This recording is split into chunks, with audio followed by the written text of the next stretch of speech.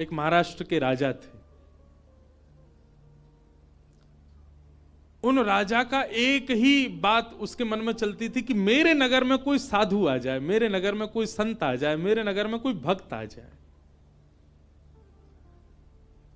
दुनिया में ऐश्वर्यवान व्यक्ति केवल इसकी प्रतीक्षा करता है कि मेरे पास धन बहुत आ जाए। वो इसकी प्रतीक्षा करते थे कि कोई भक्त, साधु, संत, विरक्त या वैष्णव दंपति या कोई कथा वक्ता कोई आ जाए मेरे नगर में, बस।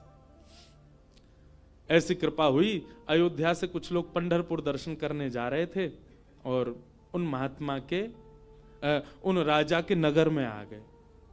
नगर से होके पंढरपुर का रास्ता था,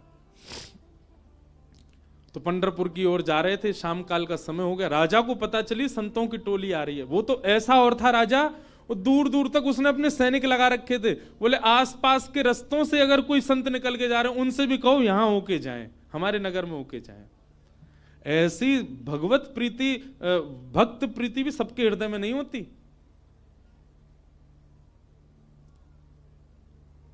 ये बात बंधुओं लिख लीजिएगा, जिस दिन हरि प्रिय आपको प्रिय लगने लग जाए, समझ जाना आप हरि से आप हरि के प्रिय होते जा रहे हो। आपको पता चल जाता है व्रज से कोई आया, भले ही आप उसको जानते नहीं, पर आपके मन में उत्साह हो जाता है हमारे वृंदावन से आए हैं, श्री राधारमण जी के यहां से आए हैं, श्री बिहारी जी के चरणों से आए हैं। भले ही आपका परिचय नहीं, फिर भी आप ब्रज से आए जान करके उनको प्रणाम करने जाओ। ऐसी प्रीति अगर आपके चित्त में है, आप प्रेम की अवस्था में आ चुके हो। हरि से ज्यादा हरिजनों से प्रीति हो तो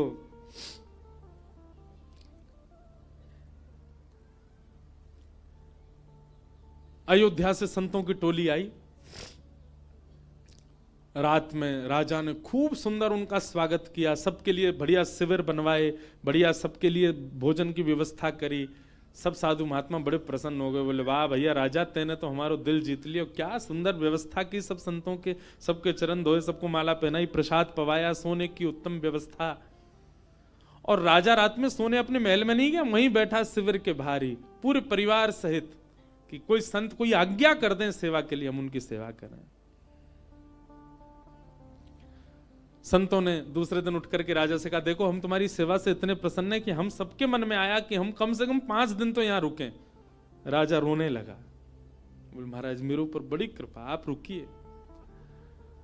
5 दिन पूर्ण हुए। सब संत बोले भैया हमको पंढरपुर जाना है, अब आप हमको आज्ञा दो। राजा बोला भगवान मैं अपनी एक बात निवेदित करूं। बोले क्या?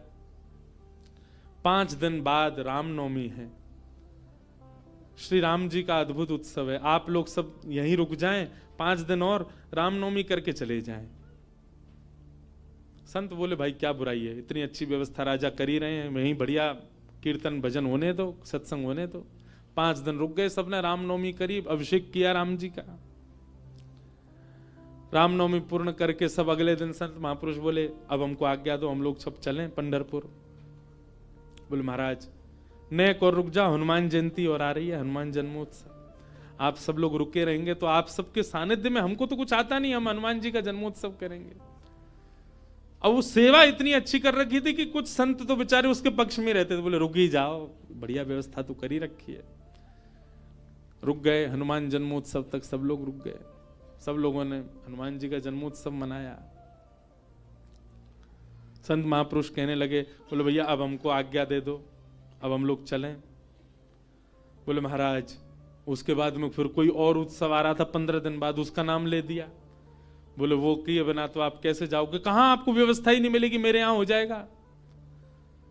15 दिन और रुक गए, फिर जाने लग गए। बोले महाराज गंगा दशहरा आने वाला है, आप सब लोग कहां, गंगा जी तो मिलेंगे, मैं गंगा जल मंगवाऊंगा ना अपने सैनिकों को भेज करके, यहीं आप सब लोगों के लिए सूक्ष्म गंगा प्रकट करवा दूंगा।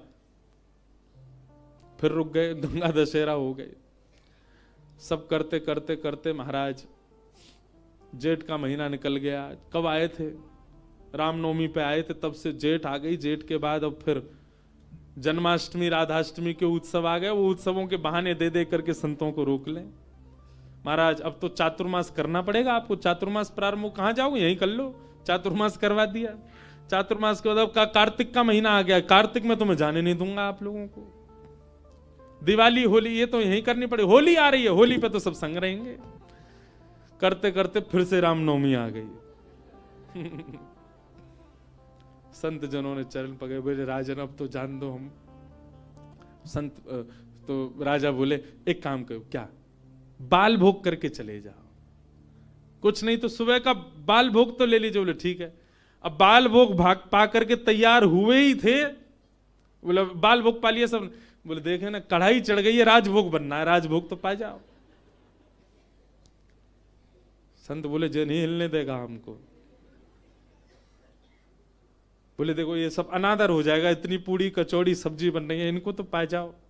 यहां राजभोग पाने लगे, एक संत ने घूम के देखा तो वहां रात के ब्यारू भोग भी बनने शुरू हो गए थे। बोले ब्यारू करके जाने देगा। अंत तो गत्वा उस राजा की स्थिति ऐसी हो गई, जब संत लोग हट में आ गए कि नहीं हम तो जाएंगे, राजा के यहां से उस क्षेत्र से जैसे ही बाहर निकले, तब तक तो राजा रो रहा था, संतों के जाते ही राजा अचेत हो गया, प्राण निकल गए उसके। मैं संतों के बगैर कैसे रहूं, हम इस स्थिति में हम तो कभी आ ही नहीं सकते। खैर सुन लीजिए, बस हमारे यहां तो 4 दिन रुक जाए तो कब जाएंगे ये बला, बैठ गए हमारे घर में आके। सब तरीके के लोग होते हैं। अब तो लोग हमको बहुत प्रेम करने लग गए, जब हमको कोई जानता नहीं था तब हमने भी ऐसे घरों में रुके हैं। पर सत्य बात है बंधुओं, ठाकुर जी से प्रेम तो सबको हो जाता है, पर हरिजनों से जिसको प्रेम हो जाए, समझ जाओ कि उसको ठाकुर जी से, वो अब प्रेम की अवस्था में आ चुका है। जिसको हरिजन प्रिय लगने लग जाए, हरि के जन प्रिय लगने लग जाए। आप लोग किया करो, कभी एयरपोर्ट, रेलवे स्टेशन, कभी अनजान स्थान पर कोई तिलक मात्र लगाया घूम रहा हो, उसको भी जय सिया राम, जय श्री कृष्ण।